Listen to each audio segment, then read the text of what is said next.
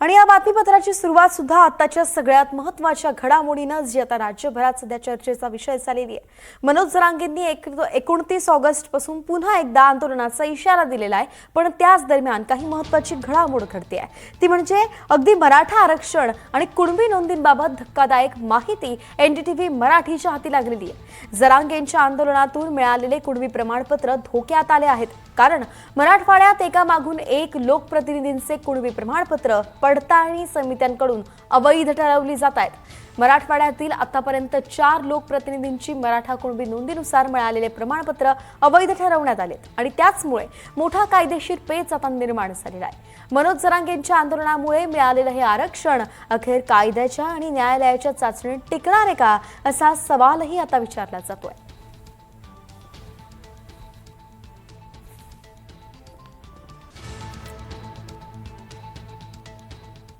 तर यावरती आता ओबीसी नेत्यांची ही प्रतिक्रिया यायला सुरुवात झाली आहे। लक्ष्मण हाके काय म्हणाले? 4 लाख रुपये देऊन बनावट ओबीसी प्रमाणपत्र वाटप होतंय असं ते म्हणतात।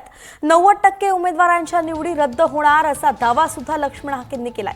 कुणबी मराठा नोंदी रद्द होतील यासाठी प्रयत्न करू असंही हाकेंनी म्हटलंय। मराठा कुणबी प्रमाणपत्रांवरून लक्ष्मण हाकेंचा मोठा इशारा आपण पाहतोय। ओबीसी नेते लक्ष्मण हाके यांनी हा दावा केलेला आहे। 4 लाख रुपये देऊन बनावट ओबीसी प्रमाणपत्र वाटप केलं जात आहे असं त्यांचं म्हणणं आहे आणि तब्बल 90% कुणबी मराठा नोंदी रद्द होतील आणि त्यासाठी आम्ही प्रयत्न करू असा थेट इशाराच हाकेंनी दिलाय। तर हाकेंसोबत बातचीत केली आहे आमचे प्रतिनिधी अजिंक्य धायगुडे यांनी, पाहूयात। तुम्ही वारंवार टीका करताय की बोगस प्रमाणपत्र वाटली गेलेली आहेत आणि ओबीसींचं आरक्षण चुकीच्या पद्धतीने निवडणुकांमध्ये बळकावलं गेलं। यापूर्वी तुम्ही आरोप केलाय, आता 4 लोकप्रतिनिधींना अपात्र केलं गेलंय। बहुतांश ठिकाणी जिथं या बोगस प्रमाणपत्राच्या विरोधामध्ये पराभूत झालेले उमेदवार जिथं कोर्टामध्ये गेलेले आहेत, तिथले जवळजवळ मी तर अगदी पूर्ण जबाबदारीनं सांगेन की 90% उमेदवारांची निवडी रद्द होणार आहेत।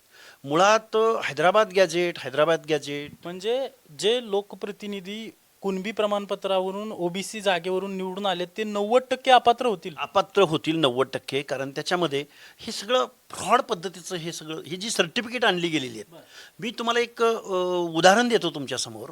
सातारा जिल्हा परिषदेच्या अध्यक्षा ज्या आमदाराच्या पत्नी आहेत, त्यांची निवड दुपारी झाली 12-1-2च्या दरम्यान आणि त्यांना सर्टिफिकेट सकाळी 11 वाजता मिळाले। हे जे घाई गडबडीत अर्लियर करेक्शनच्या माध्यमातून काही करून प्रशासनाला हाताशी धरून लाच देऊन ह्या ज्या काही गोष्टी केलेल्या आहेत, या गोष्टी कायद्याच्या कचाट्यातून सुटणार नाहीत। मुळात ओबीसी तुमच्याकडे आता तुम्ही ओबीसींसाठी काम करताय, ओबीसी नेते म्हणवलं जातं तुम्हाला, तुमच्याकडे काही आकडेवारी राज्यातील आहेत की अशी किती बोगस लोकप्रतिनिधी निवडून आलेले आहेत? हे बघा, बहुतांश ठिकाणी मी तुम्हाला सांगेन, पुण्यामध्ये सुद्धा साधारण 42 राज्याची काही आकडेवारी राज्याची आकडेवारी आहे, प्रत्येक जिल्हा वाईज वेगळी आहे। 12 जिल्ह्यामध्ये जिथं निवडणुका झालेल्या आहेत तिथल्या 90% या कुणबी सर्टिफिकेटच्या विरोधामध्ये आमचे ओबीसीचे कार्यकर्ते, पराभूत झालेले कार्यकर्ते, जे ऑलरेडी मंडल आयोगाच्या माध्यमातून ओबीसी मध्ये आहेत, जे सामाजिक दृष्ट्या मागास आहेत, जे मंडल आयोगानं ज्यांना ओबीसी म्हणून डिक्लेअर केलेलं आहे, ती माणसं कोर्टात गेलेली आहेत आणि त्यातले 90% केसेस ह्या ओबीसींच्या बाजूने लागतील। 90% बोगस प्रमाणपत्र रद्द होतील आणि तिथं निवडणुका लागतील। कारण मनोज जरांगेच्या सांगण्यावरनं शासनानं काय गोळ घालून ठेवलाय, हे कायद्याच्या कचाट्यात टिकणार नाही, हे बेकायदा आहे। जरांगे पाटलांचं आंदोलन झालं आणि यानंतर ठिकठिकाणी कुणबी प्रमाणपत्र वाटपाचं शासनाने धोरण हातात घेतलं, कार्यक्रम सुरू झाले। तुमच्याकडे नेमकी काय आकडेवारी, किती लोकांना कुणबी प्रमाणपत्र मिळालं? बहुतांश लोकांनी, जवळजवळ 90-95% लोकांनी कुणबी सर्टिफिकेट काढलेले आहेत।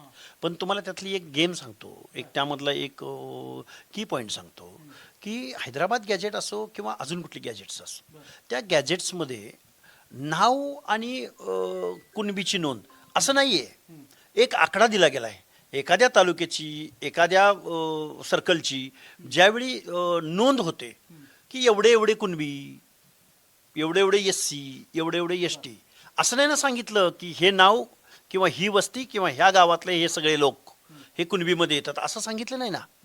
तुम्ही संख्येवरून तुम्ही वंशावळ कशी जुळवणार? आणि वंशावळ जुळवत असताना कुणाच्या नावापुढे काय लावणार आहे तुम्ही? आणि ते पुरावे कसे देणार आहे तुम्ही? म्हणजे जे जरांगे पाटलांच्या आंदोलनानंतर ज्यांना ज्यांना कुणबी प्रमाणपत्र वाटली गेलीत सगळी अपात्र ठरतील, सगळी अवैध ठरतील. मी काय बोलतो, 90% ही प्रमाणपत्र अवैध ठरतील आणि ही 90% प्रमाणपत्र हे बोगस आहेत हे त्यातून सिद्ध होईल. 2 सप्टेंबरचा GR अन्वये ह्या बोगस सर्टिफिकेट काढणाऱ्या लोकांना बळ भेटलं. शासनानं अधिकृतरित्या ह्या 2 सप्टेंबरच्या GR अन्वये ज्यांची नोंद आहे त्यांना तुम्ही सर्टिफिकेट द्या असं म्हणण्यानं आतापर्यंत पण बोगस सर्टिफिकेट काढले जात होतेच. आता नव्यानं काढले जात आहेत असं अशातला भाग नाही. जवळजवळ सगळ्या ज्यांना निवडणूक लढायची आहे अशा सगळ्या लोकांनी हे सर्टिफिकेट काढून ठेवलेले आहेत, पण ते कायद्याच्या कचाट्यातून सुटणार नाहीत. हा कायद्याचा विजय आहे. ओबीसी कुठल्या नोंदीद्वारे ओबीसी ठरत नाही. त्याला महाराष्ट्रामध्ये आयोग आहे, केंद्रामध्ये सेंट्रल बॅकवर्ड कमिशन आहे, महाराष्ट्रात स्टेट बॅकवर्ड कमिशन आहे. हे स्टेट बॅकवर्ड कमिशनचं आणि सेंट्रल बॅकवर्ड कमिशनचं जोपर्यंत तुम्हाला रिकग्नायझेशन मिळत नाही तोपर्यंत तुम्ही ओबीसी होऊ शकत नाही. नुसत्या नोंदीद्वारे फार्मर्सची नोंद किंवा कुणब्याची नोंद नुसत्या संख्येद्वारे जर जाणार असाल तर मग सगळे जैन, मारवाडी, ब्राह्मण हे पण हे सर्टिफिकेट काढू शकतात. मुद्दा असा आहे की ज्या स्थानिक स्वराज्य संस्थांच्या निवडणुका झालेल्या आहेत त्या ठिकाणी नव्याने कुणबी प्रमाणपत्र मिळवून ओबीसींच्या जागेवर ज्या ज्या लोकप्रतिनिधींनी निवडणुका लढवल्या आणि जे जे निवडून आलेले आहेत या सगळ्यांच्या विरोधात तुम्ही न्यायालयात जायची तयारी केली का? हे बघा, कलेक्टिव्ह न्यायालयात जाता येत नाही. जिथली निवडणूक झाली त्याच्या अपोजिट जो माणूस पराभूत झालाय तोच माणूस त्याच्या विरोधामध्ये असे जे पराभूत झालेले ओबीसीचे उमेदवार आहेत असे किती संपर्कात आहेत? आणि जवळजवळ 70-80% लोक, 90% लोक कोर्टात गेलेली आहेत. हळूहळू हळूहळू त्याचे निकाल लागतील. ॲडव्होकेट मंगेश सासाने त्यामध्ये लढतायत, मृणाल ढोले पाटील लढतायत, अनेक उमेदवारी रद्द केलेल्या आहेत त्यांनी. जिथं जिथं लढतायत, जिथं जिथं दाद मागितली तिथं तिथं न्यायव्यवस्था काम करते. त्यामुळं हे जे काही चाललेलं आहे हे बेकायदा आहे. आम्ही पहिल्या दिवसापासून आता सरकारने GR काढला, जरांगे पाटलांनी पुन्हा एकदा आंदोलन करू असा सरकारला इशारा दिलाय, मात्र तुमच्या म्हणण्यानुसार हे कायद्याच्या कचाट्यात टिकणार नाहीये. हे बघा, हा स्वतःवरून स्वर्ग गाठण्याचा प्रकार आहे. अशा पद्धतीनं मराठा समाजाला आरक्षण देता येत नाही. आरक्षण ते मागू शकतात, पण आरक्षण मागण्याची जागा कुणब्याची नोंद असं होत नाही ना. आरक्षण मागण्याची जागा स्टेट बॅकवर्ड कमिशन आहे, आरक्षण मागण्याची जागा सेंट्रल बॅकवर्ड कमिशन आहे, आरक्षण मागण्याची जागा तुम्ही हाऊस समोर तुम्ही शासनावर तुम्ही मागणी करू शकता. शासन मग कोण ह्याच्यावर अभ्यास करू शकतो तर state backward commission, central backward commission. त्यांच्या परिप्रेक्षात त्यांच्या पॅरामीटर्समध्ये जर हे बसले तरच हे कुणबी ठरू शकतात, तरच हे ओबीसी ठरू शकतात. हे सगळं सोडून फक्त गॅजेटमधल्या नोंदीवरून जर तुम्ही ओबीसी सर्टिफिकेट काढत असाल तर ते कसं टिकेल बरं? सध्या मराठवाड्यात 4 लोकप्रतिनिधींना अपात्र केलेलं आहे. म्हणजे महाराष्ट्रात ही आकडेवारी वाढेल असं तुमचं म्हणणं? 90% लोक घरी जातील. जिथं जिथं ओबीसी लढलेले आहेत, जिथं जिथं दाद मागितले तिथले लोक घरी बसतील. आता बघा, पूर्णा गौर गटातील सुनेत्रा पवार आहेत NCPच्या, कोमल पारवे आहेत, ज्योती शिंदे आहेत, अनेक लोक आहेत. पश्चिम महाराष्ट्रातले वगैरे पण भरपूर आहेत. अजून अनेक जिल्ह्यामध्ये निवडणुका होणं बाकी आहे. त्यामुळे जे जे बोगस सर्टिफिकेट काढून निवडणुकीला सामोरं जातील त्यांच्या विरोधामध्ये मूळ ओबीसीनी पुढं यावं, त्यांच्या विरोधात दाद मागावी. आता ते निवडणुका लढू दे त्यांना. कारण म्हणजे जे ओबीसीचे उमेदवार पराभूत झालेले आहेत त्यांना तुम्ही काही मदत करणार आहात का? हो, 100%. आमचे मंगेश सासाने फोनवर अवेलेबल असतात, केस किंवा न्यायालयीन लढाईमध्ये मदत करतात. हे चालू आहे प्रोसेस. म्हणजे ज्यांना याच्या विरोधात, म्हणजे ज्यांनी नव्याने कुणबी प्रमाणपत्र मिळवलेलं आहे त्याच्या विरोधात न्यायालयात जायचंय त्यांना तुम्ही मदत करणार? निश्चित करणार. आम्ही मुळात कलेक्टिव्ह मेसेज असा ओबीसीना देऊ इच्छितो की आपण सर्व लोकांनी अशा रीतीनं संघटित झालं पाहिजे की 2 सप्टेंबरचा GR रद्द झाला पाहिजे. मुळात ज्यावेळी नोकऱ्या निघतात, ज्यावेळी रोस्टर ठरला जातो, शिक्षणाच्या एंट्री पॉईंटला सर्रास या गोष्टी चालू आहेत. आता त्याच मुद्द्यावर मी येणार होतो की आता लोकप्रतिनिधी जात वैधता प्रमाणपत्र अपात्र ठरलोय, नोकऱ्यांमध्ये पण असं होऊ शकतं? 100% होऊ शकतं. पण काय झालंय, प्रशासनामध्ये, शासनामध्ये ह्यांची लोक बसलेले आहेत आणि प्रचंड प्रमाणात भ्रष्टाचार चालू आहे. पैसे दिले जात आहेत. बघा, आमच्या हवेली तालुक्यामधल्या जर काही ग्रामपंचायतीच्या निवडणुका लागल्या तर 4 लाखापासून ते 6-7 लाखापर्यंत ह्या ओबीसी सर्टिफिकेटचा रेट आहे. त्यांच्यावर रेड पण झालेले आहेत. करोडो रुपये ओबीसी सर्टिफिकेट महाराष्ट्रात आता विकले जात आहेत. पुणे किती रेट आहे? 4 लाखापासून 6-7 लाखापर्यंत पुण्याच्या आउटस्कर्टच्या ज्या ग्रामपंचायती आहेत त्यांची उलाढाल मोठी आहे. आणि मग तिथला सरपंच होणं, मी आता तुम्हाला उरळी कांचनचं उदाहरण देतो. तिथं नगर परिषद अस्तित्वात आली. तिथं 8 ते 9 जागा माझ्या माहितीप्रमाणे 9 जागा ओबीसीसाठी राखीव होत्या. त्या 9च्या 9 जागी मराठा कुणबीने घेतलेत.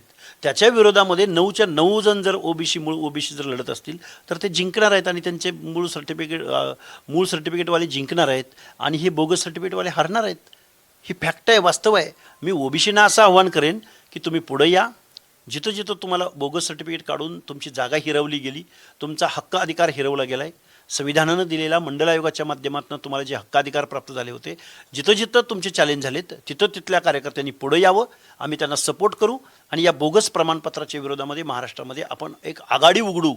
आम्ही शासनाला 2 सप्टेंबरचा जी.आर. रद्द करायला तर लावूच लावू, पण आम्ही इकडं वेगवेगळ्या ठिकाणी जिथं जिथं पर्सनली आपल्याला लढण्याची आवश्यकता आहे तिथं तिथं आम्ही लढायची तयारी करू. धन्यवाद. आपण पाहतोय की ओबीसी नेते लक्ष्मण हाके यांनी आता एक नवीन गौप्यस्फोट केलेला आहे की 4 लाखांमध्ये अधिकाऱ्यांकडून ओबीसी प्रमाणपत्र विकले जात आहेत आणि 90% लोकप्रतिनिधी जे नव्याने कुणबी प्रमाणपत्र काढून ओबीसींच्या जागेवर निवडणूक लढवून जिंकलेले आहेत, हे 90% लोकप्रतिनिधी अपात्र होतील असं देखील त्यांचं म्हणणं आहे. आणि जे पराभूत झालेले ओबीसीचे उमेदवार आहेत त्यांना कायदेशीर मदत देखील आम्ही करणार असल्याचं लक्ष्मण हाके यांच्याकडून सांगण्यात येत आहे. पाहावं लागेल की सध्या जो मराठवाड्यात 4 आकडा झालेला आहे की त्या लोकप्रतिनिधींवर अपात्रतेची कारवाई झालेली आहे, अशी आणखी किती लोकप्रतिनिधींवर ही कारवाई होते आणि यामधून हे लोकप्रतिनिधी कायद्याच्या कचाट्यातून कशा प्रकारे बचावतायत हे देखील आता पाहणं महत्त्वाचं असणार आहे. कॅमेरा पर्सन निकेतन मानेसह अजिंक्य धायगुडे, NDTV मराठी, पुणे.